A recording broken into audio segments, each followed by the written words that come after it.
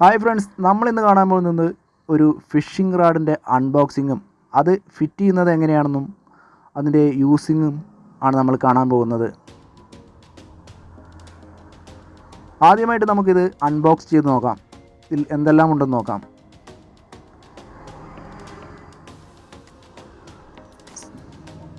Box open ആക്കുകയാണ്.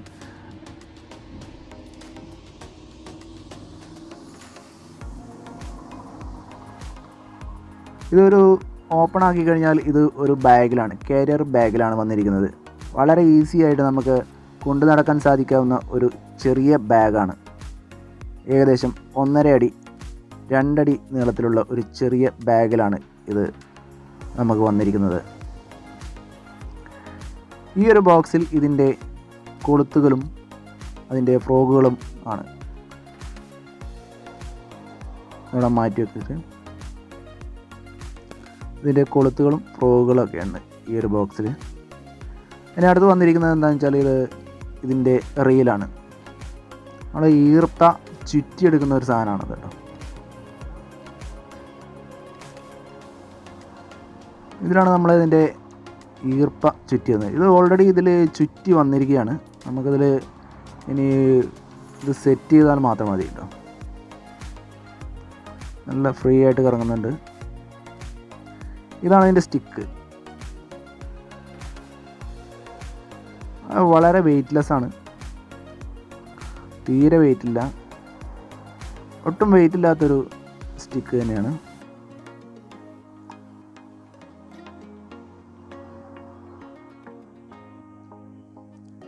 ഇത് നിവർത്തി നോക്കാം നമുക്ക്.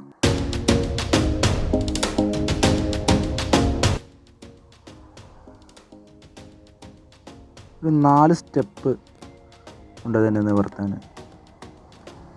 4 സ്റ്റെപ്പായിട്ട് നിവർത്തുമ്പോൾ അത്യാവശ്യം നല്ല നീളം തന്നെയുണ്ട്. ഏകദേശം 1.5 മീറ്റർ നീളമുണ്ടത്.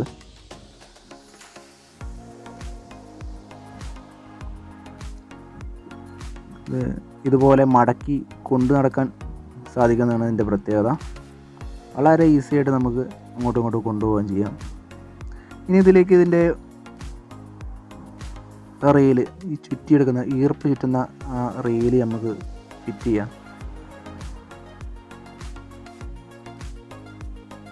ഇതിൻ്റെ താഴത്തെ സ്ലോട്ടിലേക്ക് ഇത് തള്ളി വെച്ചതിന് ശേഷം മുകളിലേക്ക് നീക്കുകയും താഴത്തെ നട്ടൊന്ന് ടൈറ്റ് ചെയ്ത് കൊടുക്കാം. ഇതുപോലെ ടൈറ്റ് ചെയ്താൽ അവിടെ സെറ്റായിട്ട് വന്നോളും. വളരെ സിമ്പിളായിട്ട് നമുക്ക് തന്നെ ഇത് സെറ്റ് ചെയ്യാവുന്നതാണ്. ഇതിൻ്റെ ഈർപ്പ ഇതിൽ ഓൾറെഡി ഫിറ്റ് ചെയ്തതുകൊണ്ട് നമുക്കത് ഫിറ്റ് ചെയ്യേണ്ട ആവശ്യമില്ല. ഇത് നമുക്ക് ഈ റാഡിലേക്ക്, ഈ സ്റ്റിക്കിൻ്റെ ഈ ഹോളിലേക്ക് നേരെ ഇടാം. എല്ലാ ഹോളുകളും ഇത് കയറ്റി വിടാം. ചെറിയൊരു ടൈറ്റിലുണ്ടാവും നമ്മൾ അഴിച്ചെടുക്കുമ്പോൾ. ഇത് ലോക്കാക്കിയതിന് ശേഷമാണ് നമ്മൾ എടുക്കുന്നത്, ഇല്ലെങ്കിൽ മൊത്തത്തിൽ അഴിഞ്ഞു പോകാൻ ചാൻസ് ഉണ്ട്. ഈ ഹോളിലൂടെ എല്ലാം നേരെ തന്നെ പുറത്തോട്ട് എടുക്കുക. സ്റ്റിക്ക് നീട്ടിയെടുക്കുമ്പോൾ അത് നിവർന്നിരുന്നോളും. ഇനി ഇതിലേക്ക് നമുക്കൊരു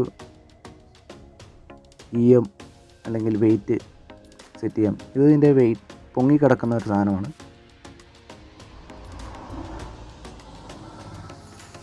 ഇതിൽ ചെറിയ ഈർപ്പകൾ 2-3 ഐറ്റംസ് ഇതിൽ വന്നിട്ടുണ്ട്. നമുക്ക് ആവശ്യത്തിനുള്ള ഉപയോഗിക്കാം. ഇതാണ് ഇതിൻ്റെ ഫോഗ്. ഇത് ഇരയ്ക്ക് പകരം, നമ്മൾ നാടൻ ചൂണ്ടലിന് ഇരയ്ക്ക് പകരം ഇവർ കൃത്രിമമായിട്ട് വരുന്ന ഒരു മണ്ണിരയ്ക്ക് പകരം ഉപയോഗിക്കുന്ന, അല്ലെങ്കിൽ കൊഞ്ചിന് പകരം ഉപയോഗിക്കുന്ന ഒരു സാധനമാണ്. ഇതിൻ്റെ ജെല്ലാണ്. നമ്മൾ ഈ ചൂണ്ടയിൽ കൊളുത്തുന്നതിന് പകരം ഈ റബ്ബർ കൃത്രിമ ഇരയാണ്. ആ ഇരയെ നമുക്ക് തേച്ചെടുത്ത് അതിൻ്റെ സ്മെല്ലുണ്ടാക്കാനാണെന്ന് തോന്നുന്നു. ഇതിൻ്റെ ഈയ കഷ്ണം, നമ്മൾ സാധാരണ ചൂണ്ടയിലൊക്കെ താന്ന് കിടക്കാൻ വേണ്ടിയിട്ടൊക്കെ ഉപയോഗിക്കുന്ന ഒരു ഈയം, അതിൻ്റെ ഒരു വെയിറ്റിന് വേണ്ടിയിട്ട് ഈയം ഫിറ്റ് ചെയ്യാവുന്ന സാധനം തന്നെയാണ്. ഈ ബോക്സിൽ നിരവധി കൊളുത്തുകളുണ്ട്. നമുക്ക് വേണ്ട രീതിയിലുള്ള കൊളുത്ത് നമുക്കിതിൽ സെറ്റ് ചെയ്യാം.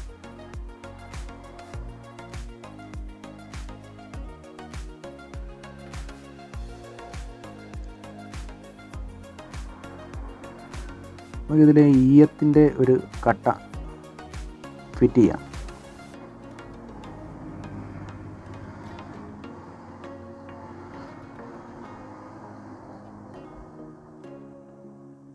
സാധാരണ ഒരു സ്പ്രിങ് പോലെയാണ് ഇതിൻ്റെ ഈയം വന്നിരിക്കുന്നത്. നമുക്കത് ഏകദേശം കൊളുത്തിന് തൊട്ട് മുകളിലായിട്ട് നമുക്കതിനെ ഫിറ്റ് ചെയ്യാം.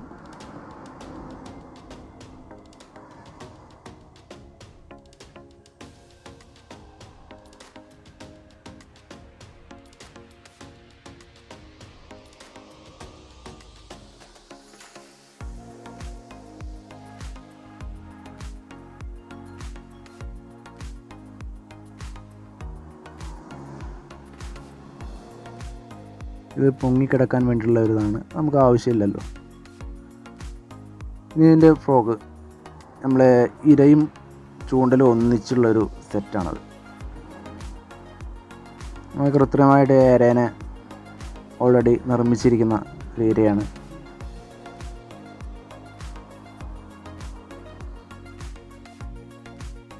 ഇതുപോലെ പെട്ടെന്ന് നമുക്ക് അതിൻ്റെ കൊളുത്തും അതിൻ്റെ ഇരയും ഒക്കെ സെറ്റ് ചെയ്തതിന് ശേഷം നമുക്കിത് ഇനിയൊരു പുഴയിലേക്ക് ഒന്ന് ചൂണ്ടയിട്ട് നോക്കാം. നേരെ പുഴയിലേക്കാണ് പോകുന്നത് കേട്ടോ. ഇനി ഇത് നമുക്ക് ചൂണ്ടയിടുന്ന നോക്കാം കേട്ടോ. ഇതിന് ലോക്കിംഗ് സിസ്റ്റം ഉണ്ട്. ലോക്ക് ഓണാക്കിയതിന് ശേഷം നമ്മുടെ വിരലിൽ കൊണ്ട് ആ ഈർപ്പ പിടിച്ച് മുന്നിലേക്ക് ആഞ്ഞു വീശുകയാണ് ചെയ്യുന്നത്. അതിനുശേഷം നമുക്ക് ഇത് പുറകോട്ട് കറക്കിയതിന് ശേഷം ഇതിലേക്ക് വൈൻഡ് ചെയ്തെടുക്കാം. ഇതുപോലെയാണ് ഫിഷിംഗ് റാഡ് സെറ്റ് ചെയ്യുന്നതും ഇതുകൊണ്ട് മീൻ പിടിക്കാൻ ഉപയോഗിക്കുന്നതും.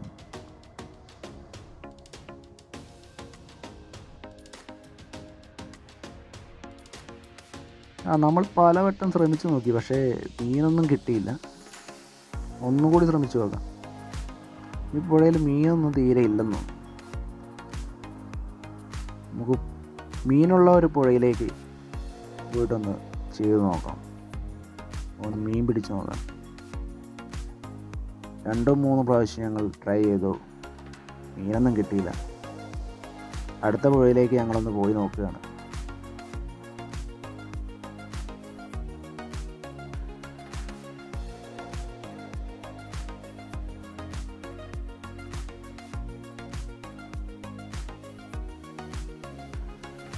അടുത്തത് താടിക്കാരൻ ഒന്ന് ശ്രമിച്ച് നോക്കുകയാണ്. ഞാൻ പലവട്ടം നോക്കി, കിട്ടിയില്ല. ഇനി താടിക്കാരൻ ഒന്ന് ശ്രമിച്ച് നോക്കട്ടെ എന്ന് വിചാരിക്കുന്നു. എന്നാൽ താടിക്കാരനും മീനൊന്നും കിട്ടിയില്ല. മീൻ കിട്ടുന്നൊരു വീഡിയോയുമായി കിട്ടുകയാണെങ്കിൽ ഞങ്ങൾ വീണ്ടും വരുന്നതായിരിക്കും.